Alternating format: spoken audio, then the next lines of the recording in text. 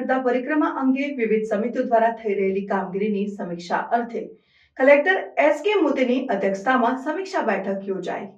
આગામી તારીખ 29મી માર્ચથી 27મી એપ્રિલ 2025 સુધી એક મહિનો ચાલનારી નર્મદા પરિક્રમાના આયોજનને સુપેરે પાર પાડવા નર્મદા જિલ્લા વહીવટીતંત્રની તૈયારીઓ।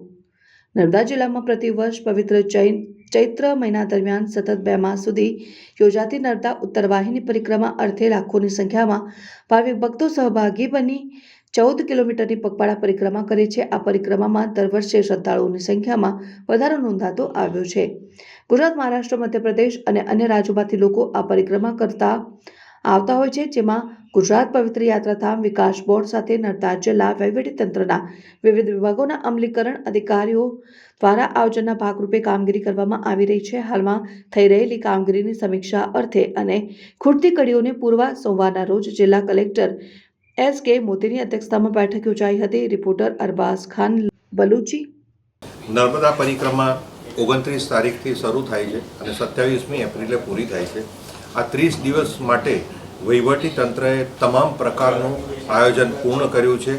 જે નાનું મોટી બાબતો હજુ કરવાની બાકી છે એ પણ પૂર્ણતાને આરે છે અને 27મી તારીખે આ બધું જ આયોજન પૂર્ણ થશે અને અમે તમામ અધિકારી કર્મચારીઓ 27મી તારીખે આ પરિક્રમાનો એક ટ્રાયલ રન લેવાના છે।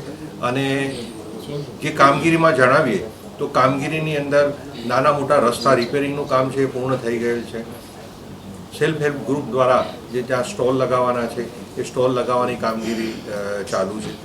આ વખતે આપણે એક ઘાટથી બીજા ઘાટ પર એક જગ્યાએ બ્રિજ બનાવવા જઈ રહ્યા છે। એ બ્રિજની કામગીરી પણ લગભગ 27મી તારીખ સુધીમાં પૂર્ણ થઈ જશે અને આ વખતે ખૂબ મજબૂત આપણે બ્રિજ બનાવવા જઈ રહ્યા છે કે જેના કારણે ટેકનિકલી સાઉન્ડ આપણે બ્રિજ બનાવવા જઈ રહ્યા છે, જેના કારણે જો પાણીની થોડી પણ વધઘટ થાય તો એ બ્રિજને આપણે સાચવી શકીએ। બીજું, લાઇટિંગની આ વખતે ખૂબ સારી સગવડ છે અને 24/7 લોકો પરિક્રમા કરે તો પણ આપણને કોઈ વાંધો આવે એવો નથી। આરોગ્ય ખાતા તરફથી પણ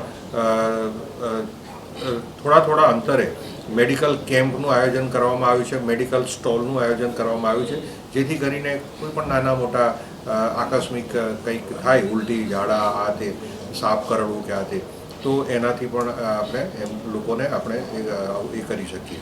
બીજું કે અત્યારે મગરનો બ્રીડિંગ સમય ચાલે છે, એટલે અમે આવા અનેક બોર્ડ મૂકવાના છે કે મગરથી બચો અને નાવા ધોવા અંદર નહીં જવું એવા બોર્ડ મૂકીને અમે લોકોને અવગત કરાવવાના છે।